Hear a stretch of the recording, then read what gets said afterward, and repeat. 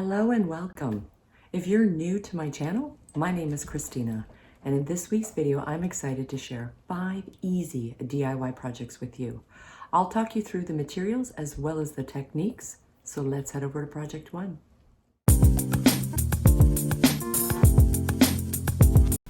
I recently picked up this beautiful old vintage chair and I absolutely love it, but it's not the most comfortable to sit on because it's got the natural horsehair as well as it's a little bit too shabby, and I thought maybe I could clean this up a little bit and put some new upholstery on it.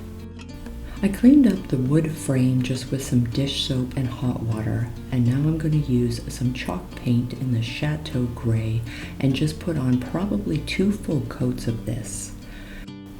I'm going to be using a natural boar bristle brush, and the reason I want a nice thick brush is there's a lot of detail in this wood frame, and this is going to allow me to get that chalk paint in all that wood detail.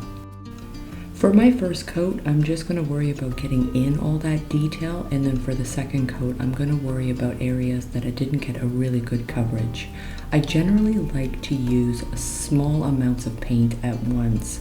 This way I can get a nice even finish and the paint won't clump up in areas and leave kind of that bulk of paint or paint runoff. Sometimes adding a little bit of water to your chalk paint can really go a long way. Because chalk paint's so thick, this is just going to help move that paint in all of those wood carved details. The other thing I found very helpful with this kind of carving is also to go in circular motions with the paintbrush. This way it will circle into the detail and really move that paint around. So this chair actually kind of comes across like one of those newly trended deconstructed kind of looks, and if the fabric was a little cleaner and it didn't have the stains, I wouldn't probably want to do other than paint the frame, but I really felt that this would actually look really nice with some new upholstery, and I wanted to pair it with an upholstery that would kind of match the style of this type of chair. Now, to get into the really detailed edges in and around where the seating was, I also found it helpful to use a small artist brush. This way I wasn't using too much paint and I was able to get into the detail where the fabric and the chair frame met. Then I went ahead and measured out exactly the seat as well as the backrest for the amount of fabric I was going to need. Before I cut out the fabric for the chair, I'm going to finish the frame with a white wax, and this is going to get into all of that detail and really highlight all that wood carving as well as seal my chalk paint project. Applying a decorative wax is super easy. You can use a lint-free cloth or you can use a brush, whichever you have. I'm actually using both. There's so much detail and I want to make sure that the wax is getting into all of the details, so I found both to be very helpful with this project. The brush really helped with the low points because it was so defined in carving. Then using the lint-free cloth, I was able to wipe it back as well as get into the recessed areas of the texture of the chalk paint. For the fabric, I'm going to need to cut the seat, the backrest, as well as behind the chair. And there's also 2 small armchair areas that I'm going to need to cut some fabric. So this is where the measuring prior to really helped out. Now, because it has furniture tacks already in it, I'm going to have to kind of DIY my way around those. There's quite a frame of wood that will still allow me to use my staple gun. Now, to cut the fabric, it's always measure twice, cut once. So when I got to my arms, what I did is I pulled the fabric and then I just would cut little slits and then remove any excess fabric. I'm kind of figuring out where I need to have my fabric and how much I need to stretch as I go. It's really just cutting and kind of resizing and then cutting again. So it's always best to cut a little tiny bit at a time and then figure out exactly how far your cut needs to be. Every time I got exactly where I needed, I then would tuck my fabric and use my staple gun. You're really just kind of figuring it out as you go. Every chair is going to be a little bit different as far as its shaping, but it is actually quite easy once you start to get into it. Every time I got to an area around my armrests, if I had to fold my fabric, what I would do is cut out anything that was folded underneath, and then I would continue to somewhat stretch it a little bit, fold it under, and continue to staple it. It's really just doing it in small sections. Once you start a section, you've stapled it, just keep working your fabric in and around the shape of your chair and around its frame. It actually is a lot easier than you think. Now, I'm not a professional at upholstery by any means, so again, I'm just trying to figure out the best way to keep it as seamless, tidy, and well folded and stretched as best I can. Using a hot glue, I always recommend that you use a low set heating, so this way the hot glue would be fabric friendly. So generally it's about half the heating set. This way I could make a little fold on the side, so this way it would be nice and cohesive. We have a new family member, and this is Hadley. This is Raphael's brother from the same litter, and they are getting along so beautifully and they are having so much fun together. So I had some leftover trim for fabric, and this is really going to help out, so that way I can go around and mask the staples that I've placed in, and I'm going to be using it with the hot glue again. I had purchased this fabric at a local shop near my area, but some great ways to upcycle fabric is to go to vintage shops or thrift shops and find old curtains. Just take the measurements of the width that you need for your chair. You'd be really surprised at some of the amazing fabrics that can be available at those shops in curtains. I had purchased 2 meters worth of fabric because I had to do the back of this chair as well. But if you don't have to do the back, 1 meter should be more than enough fabric that you'll need. The hot glue will really help with the trim. It adheres really quickly, so this makes this process really smooth and easy to do. The only complication I had with this particular chair was the original tacks that were on here. I couldn't cover them as well as try and put my new material with the staples. So I just did my best. I didn't mind that it had a few of these imperfections and it wasn't seamless to the frame, but overall I was pretty happy with the results, and I really love the frame and the overall look of the chair. I guess to get around that, if my trim had been wider, then I probably wouldn't have seen that, but I'm happy overall. I'm not too worried about it. Now, to do the back, I didn't want to staple it to the frame because you're not actually going to be sitting, or there's not going to be any pressure back here. So I'm just doing it for the aesthetics of it. So I'm going to use a pencil and just outline all the way around, and then I'm going to cut it probably about 2 centimeters around that pencil line. You just want to make just enough line with your pencil so that way you can see it, but when you go ahead and we go and place it on, once you actually curve it around and then we go and put the trim around it, you're not even going to see the pencil line. I'll place the fabric in with the hot glue again, and again just go around in small sections, and this way you can stretch out the fabric and make it nice and smooth. As I mentioned, I left about 2 to 3 centimeters all the way around what I cut, but I knew that the trim was going to be able to cover that. You generally want to try to find a trim that has a little bit of an elastine to it, especially for a chair like this because of all of the curves to it. This will really help with placing it on and making it seamless.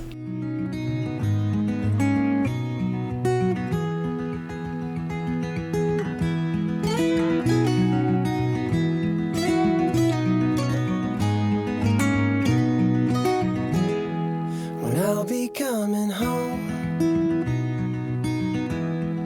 then I'll be at your door. When I'll be coming home. I've actually had this old vintage chair for a while now, and it's had a couple of little stains onto it, and the fabric's a little bit worn out, but it's actually in mint condition, so I really want to demonstrate how easy it is to paint fabric. Now you're not actually painting it, you're dyeing it with the paint. So we're just going to be using a little tiny bit of paint and lots of water. I actually really like the frame of this chair, but I think what I'd like to do is highlight it a little bit. But first thing I'm going to do is go ahead and just tape up the frame of the wood parts and just expose the fabric that I would like to paint. Easiest way is small little tiny tears of the painter's tape. This way you can go around the curved areas. So I'm going to use the chalk paint in French linen. So you're going to need a little bit of water, and you're going to want to start with a very moist, if not saturated, brush. So just go ahead and dip your brush right into the water, and let's get the fabric nice and moist. I also have a spray bottle on hand, so this is going to help keep me adding more and more water as I keep going through the project. The best fabrics to paint are generally a linen or a cotton. Now I was a little bit reluctant because this type of fabric seems to have a polyester and maybe even a bit of a nylon, but I thought, you know what, I'll give it a go and see how it goes. I am using very little paint and a ton of water, so you're just going to keep it wet and a little tiny bit of paint. And look at what I found just outside my door.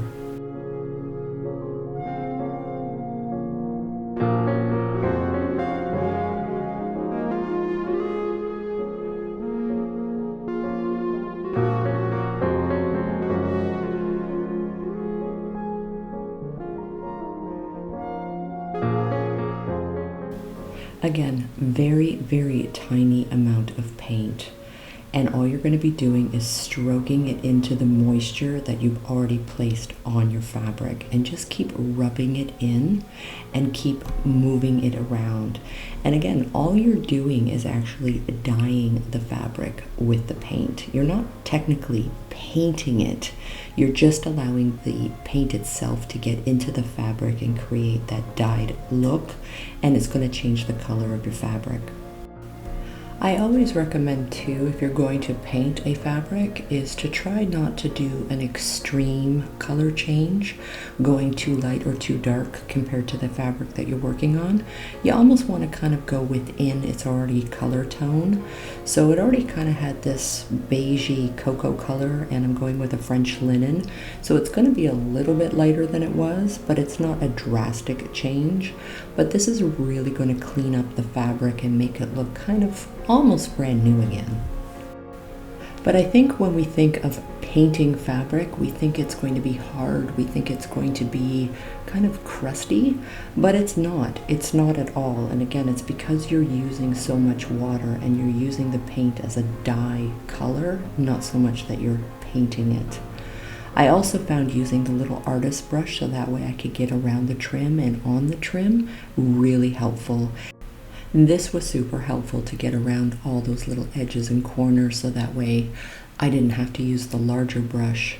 But when I went around with the small brush, I would still come back and stroke back and forth. When you see me using the paint brush, the larger one, all I'm doing is making sure that the water and the paint is even. You don't have to concern yourself about brush strokes because again, it's more of a dyeing the fabric. So you're not really going to see brush strokes, but you want your dye of your paint to be evenly distributed across the fabric. So essentially what I'm doing is I'm actually moving the moisture and the paint color around more than I am, quote, brushing the paint on. When you first take that little tiny bit of paint on the ends of your bristles, it's going to go into one location.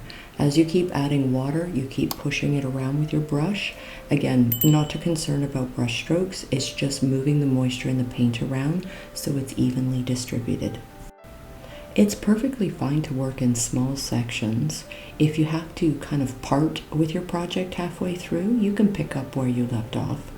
This chair actually has an entire back side, including the sides, so I will be going into the back as well. And I'm so far really happy with the results. The number one thing about using this method though is you're gonna have to give it at least 2, probably 3 days to dry before you can seal it. And I'll show you how to do that in just a second. You definitely want to store it in a somewhat warm area, so it'd be better to do this indoors. But if it has to stay outside, just kind of gauge your temperature. If it's a cooler environment, you may even need to leave it longer to dry. Because the water can't escape from the other side, it's only coming through one side to evaporate. So just take it, it's just a little bit of physics. So again, if you have fabric chairs that you want to paint that are cotton, linen, or even a polyester nylon, I'm just letting you know from my trials and tribulations, you can be very successful with it. So as I mentioned, I'm going to actually leave this chair for a minimum of 2, possibly 3 days to fully and completely dry. Because you're going to see areas that are going to be a little bit more moist and some areas that are not as moist, that's okay. As long as you did your best to really move the paint wash around, and that's really going to help soak into the fabric. So I can still go ahead and add a little bit of white wax to the wood frame, and I'm kind of going with that little bit of a restoration hardware, kind of the bleached out look on the wood. So I'm just adding it into all the curves and the details of the wood, and then I'm just going to wipe it back with a lint-free cloth. It's really easy to apply. You can always add a little bit of clear wax if you want to pull back some more of your white wax if you feel you've added too much. But also to seal your painted fabric, all you're going to use is clear wax. I use the blue shop towels because they're lint-free, but you can always just use a lint-free cloth or even a cheesecloth. And you only need a little tiny bit of the wax, and that's going to seal the paint and actually kind of prevent it from any scratch or any problems, very similar to chalk painted projects like for other types of furniture. But it actually leaves your fabric feeling softer. The clear wax is an all-natural product, but it does take about 20 days to fully cure. So just bear that in mind when you've waxed your fabric projects, that before you go ahead and use the chair, you're going to have to wait for it. But you can kind of see that it actually enriches the color a little bit. And like I said, it actually makes this softer. So again, to chalk paint your fabrics, you're just going to be using very little paint, a lot of water, and work in small sections, same with the waxing to seal it.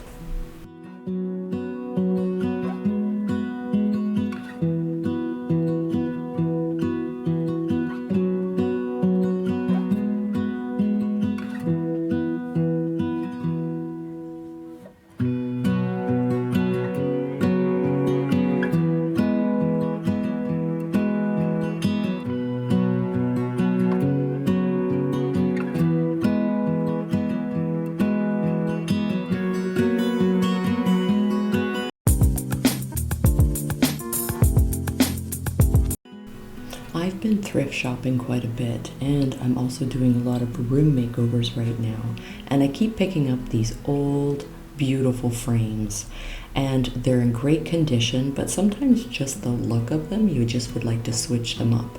So I'm starting with the chalk paint in just a country gray color, so it's just kind of a taupey gray just to start, and it generally goes on a little bit streaky.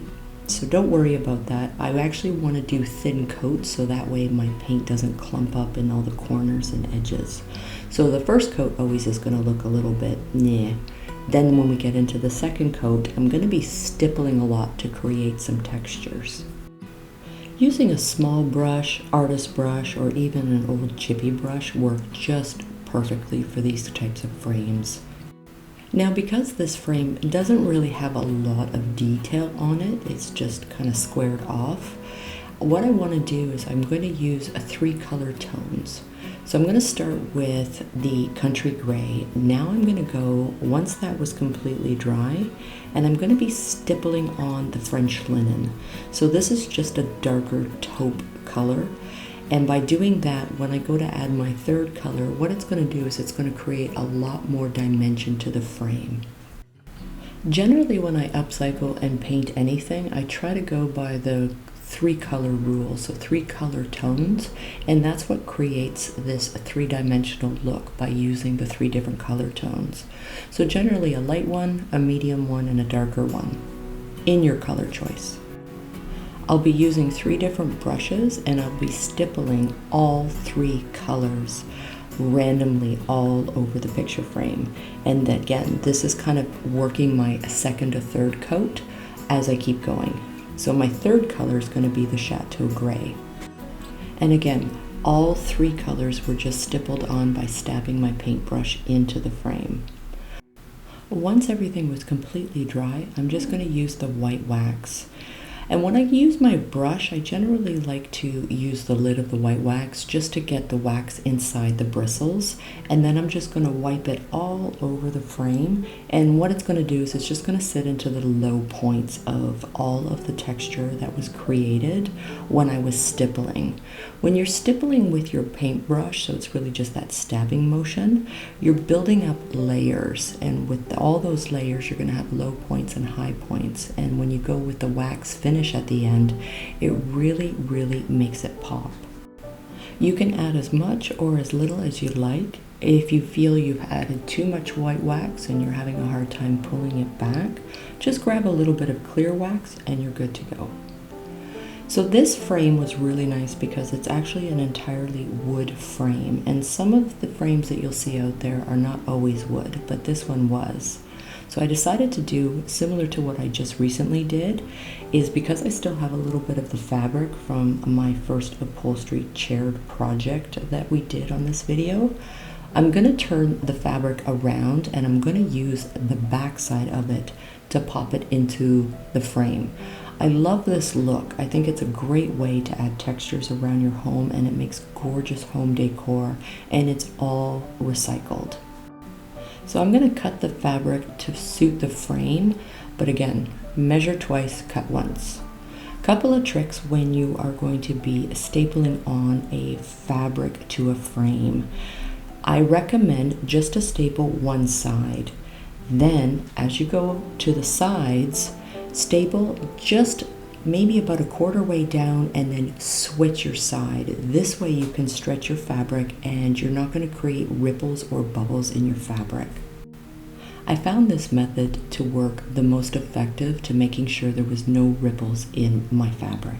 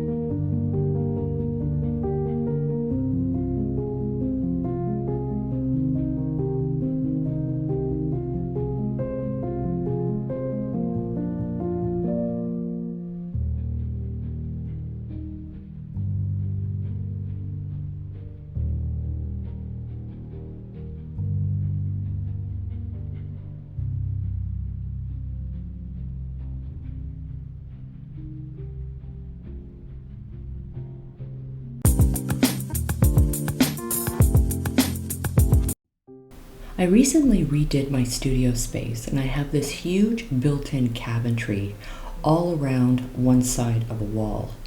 So I went to the dollar store and I picked up this craft board and some leftover materials that I have, including some Velcro. I want to add this fabric to the built-in cabinetry, but I want it to look seamless. So I thought by using this craft board, which is a little bit proliferated, in other words, there's a little piece of foam in between two Bristol boards. And as I say, I got this at the dollar store. Even craft stores will carry this.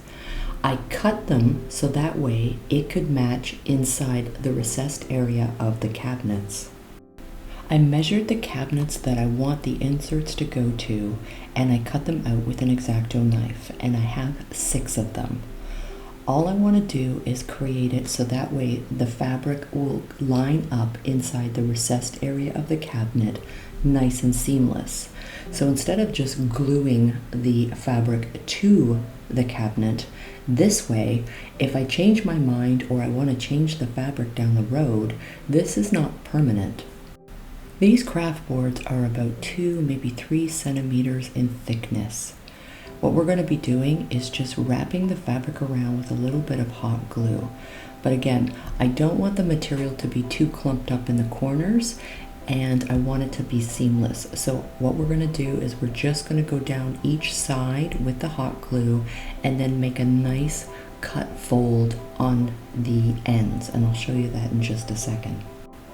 Once the two longer sides were attached with the glue, we actually cut out any excess from the sides on that fabric.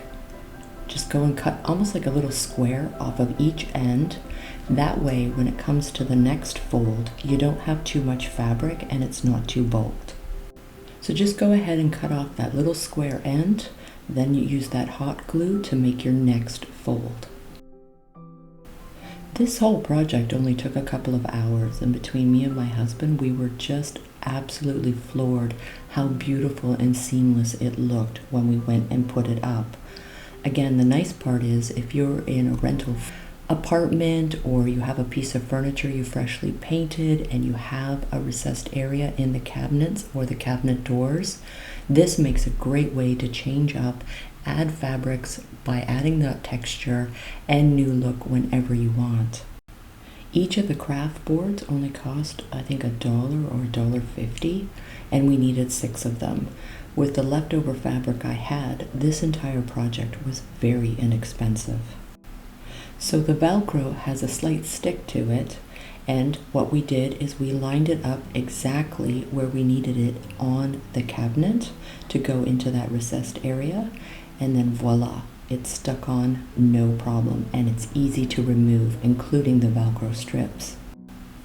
I knew I wanted to do this, but I wasn't sure exactly how I wanted to add the fabric, and I thought this was the perfect way, as everything mirrors and is equal as well as cohesive. So I decided to take a little bit of that wall paint, the Edgecomb Gray by Benjamin Moore, and paint the inside of the cabinets as they are still brown. I thought this way it would make it pop right out and really brighten up some of that cabinetry. The original cabinet of what I've already painted is in the Annie Salone graphite chalk paint. The only thing was painting the lighter color over the brown is I would need at least 3 coats to get a nice even smooth finish. But painting the inside of a cabinet, whether it's a piece of furniture or something built in, actually adds a beautiful regal look. So here's the before we did anything with the paint and the fabric.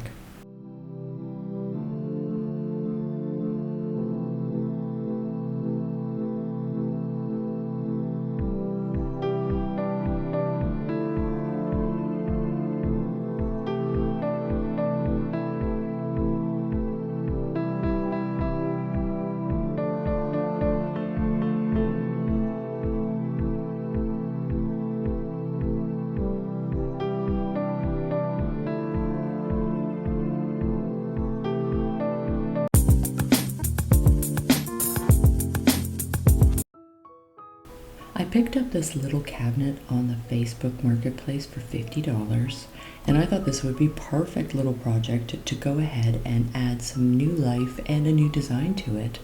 So first thing I'm going to do is clean it really well with the TSP, and really easy. You're just going to spray it on and give it a scrub, as well as remove the hardware. Because we're going to be using chalk paints, which is water-based, sometimes when there's a lot of oils or greases on furniture, oil and water don't mix. So it just makes it a lot easier when you're going with your paint projects to give it a really good clean. I have these decoupage papers that I thought would match and pair really nicely and kind of figure out what design I want to use, and I'll have those in my description box below. I started with a base coat in French linen. So all I want to do is get my base coat on this piece, then I can go ahead and put my decoupage on here. I want the base coat on first before I put my decoupage, so this way the transparency of the decoupage, because it's so thin, will actually show better. I'll be adding in a little bit of that graphite chalk paint just after I get that decoupage on.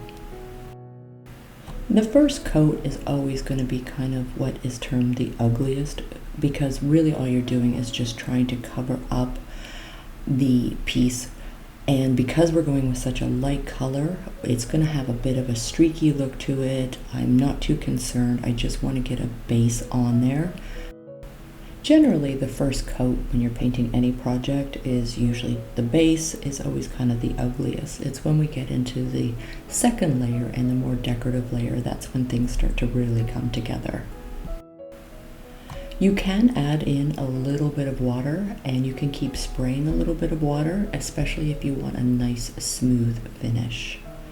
I'm going to be adding in a little bit of the En Fleur, which is a brown kind of chocolatey color chalk paint. I'm going to be adding it mostly to the legs and probably a little tiny bit around the frame of the tabletop.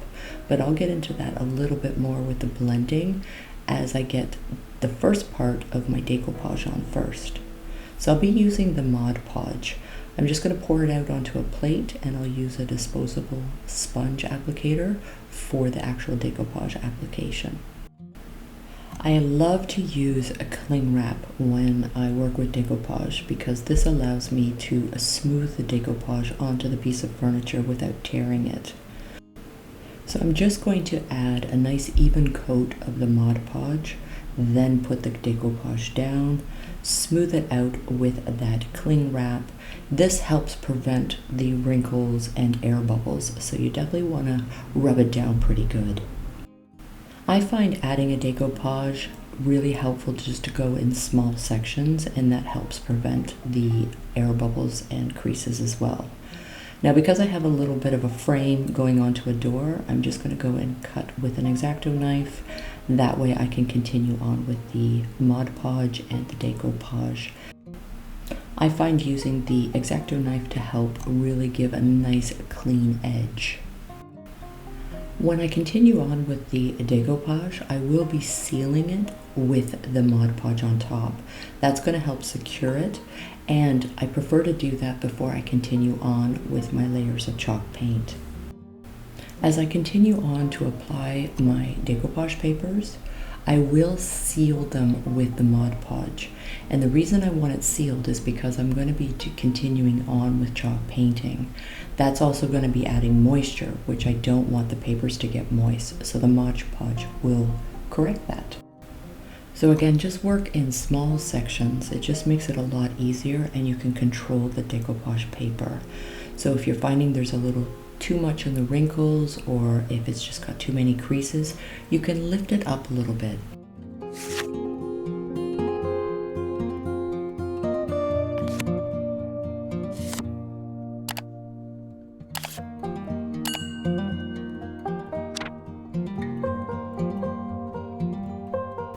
If you need to lift up the decoupage paper, just reapply a little bit more Mod Podge underneath and just keep rubbing.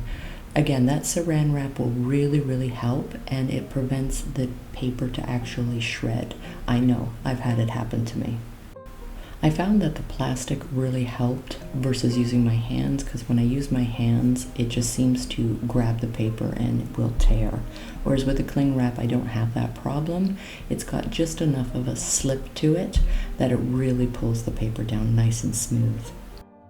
I'll go ahead and use the X-Acto knife around the bottom of the drawer or the door panel here. This way it can go into the curve of the wood.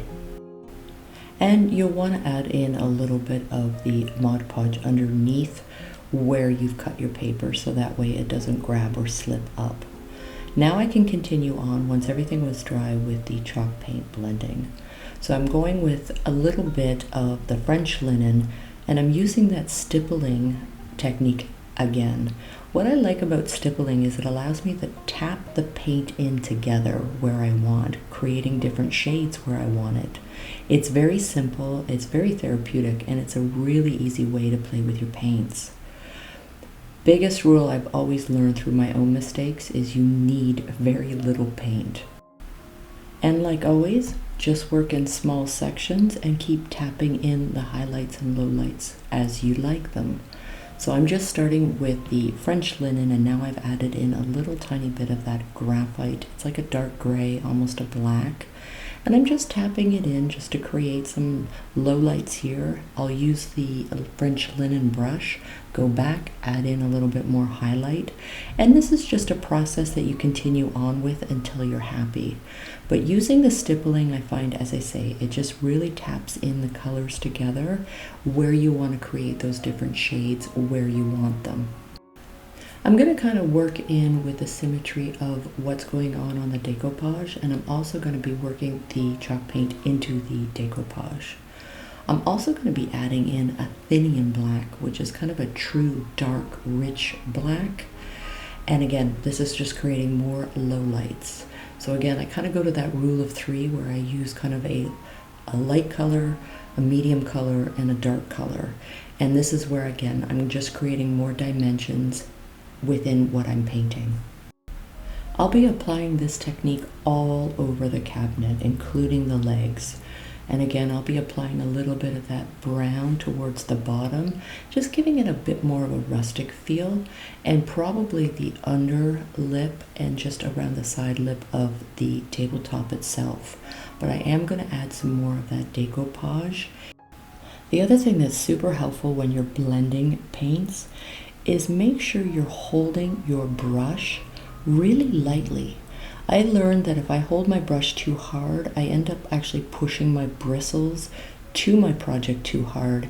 And what happens is it doesn't allow me to manipulate the paint the way I want. So I really find, as much as you're seeing on camera me kind of stabbing the paint, I'm actually holding my brush really lightly.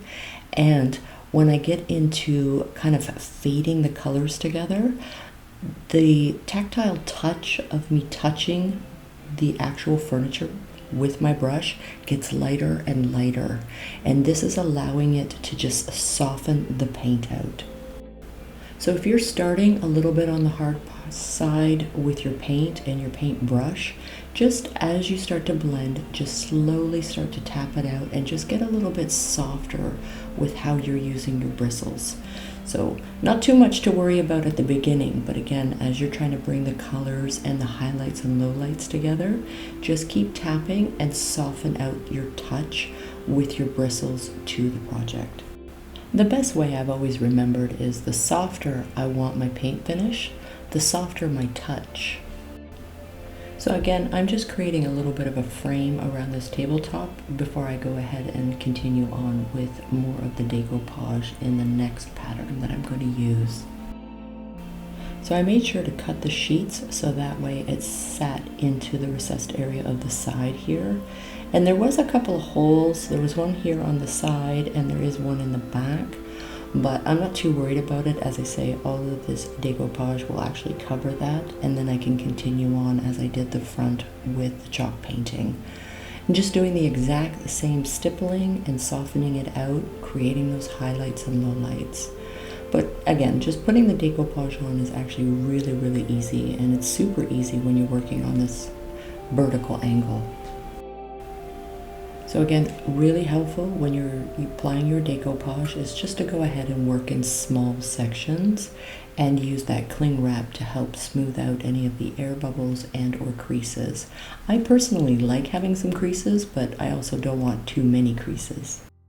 I also find it helpful to actually hold the decoupage paper away from the project and use the cling wrap to slowly bring it down to place. So that way the paper doesn't grab onto the Mod Podge and start to fold in on it. So working on a horizontal instead of a vertical, sometimes you have to be a little bit more methodical with this, because I actually find working a little bit larger sections because the tissue paper wants to grab onto everything, and I'm trying to work in smaller sections. So I do make the sections a little bit bigger, and I go ahead and grab that cling wrap and start rubbing right away. And before I get into the next piece, I make sure that I reseal where I'm going to overlap my next. And again, it's just because I want the pattern of the sequence to match up, and I don't want to tear the underneath of the decoupage I've already started with. I hope that makes sense. Now again, because I'm overlapping, make sure to seal on top of your decoupage with your Mod Podge. Wait for that to dry, then overlap and apply your second sheet. So now what I want to do is just do the same method as I did on the bottom of the cabinet. I'm just going to apply it to the top. And I like to kind of stipple the colors that I'm using onto the decoupage. I find it just is a little bit more uniformed and is part of the whole sequence of what I'm doing, and it just looks a little bit more natural, and it more or less looks painted on. But again, really important to seal that decoupage with the Mod Podge on top, let it dry, then go and paint, so that way you don't reactivate moisture onto the paper. And you can go ahead and play all you want and add whatever you want on top of the decoupage, and it's not going to interrupt. So just get your paint colors where you like them, and then as I start to get more and more into the blending, like I mentioned before, just soften out, soften it, soften the touch of your hand to your brush, and soften how hard you're bringing the bristles to the project, and keep feathering it out until you're happy. This process is a journey, so definitely have fun with it.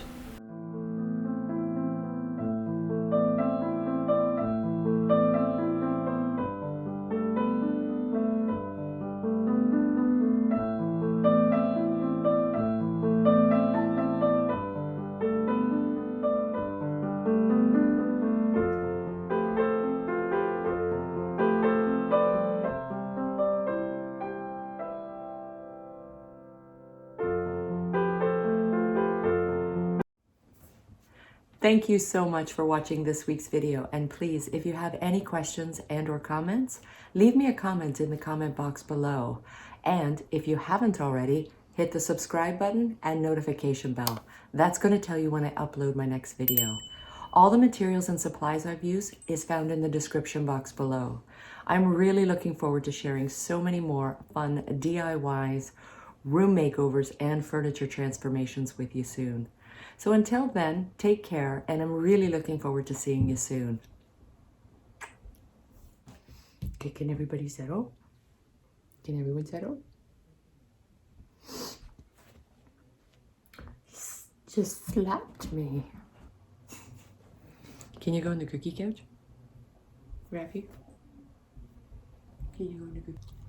This is Hadley, Raphael's brother. Hey? Yes. So now we have 3. The cat's not impressed. Okay, wait. Can you wait? Hadley? What are you doing? What's going on? It's too close to the camera, love. It's too close. Yeah. It's a bum shot. They don't want to see your bum. That's not what they want to see. They'd like to see your face, not your bum.